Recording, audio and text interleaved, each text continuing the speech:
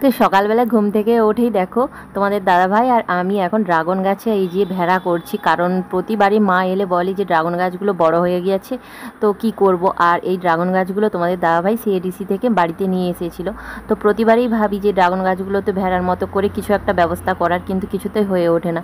তো আজকে ফাইনালি সেটা করে দিলাম, আর আমার মাম্মাম ভিডিওটা করে দিয়েছিল।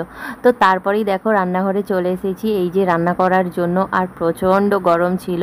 আর যেহেতু অনেক দিন হলো উনুনে সেভাবে রান্না করা হয় না, তো বাড়ি এলে মাঝের মধ্যে টুকটাক রান্না করা হয়, তাই আমাকে ভীষণ গরম লাগছিল। আর মা ওইদিকে মশলা করে দিচ্ছিলো, আর আমি দেখো একা এইদিকে রান্না করছিলাম, কারণ ওইদিকে ভাসুর আর যা আসবে। তো ওরা দেখো এই যে চলে এসেছে, আর রান্না করা আমার কমপ্লিটও হয়ে গিয়েছে। তো এখন আমি আমার মেয়েকে এই যে মাছটা ছাড়িয়ে দিচ্ছি, কারণ আমার মাম্মাম নিজে হাতে খেতে পেরে গেছে, তো ও নিজে হাতেই খায়, বড় হয়ে গেছে কি না। আর এইদিকে আমার যা ওর ছেলেকে খাইয়ে দিচ্ছে আর কি।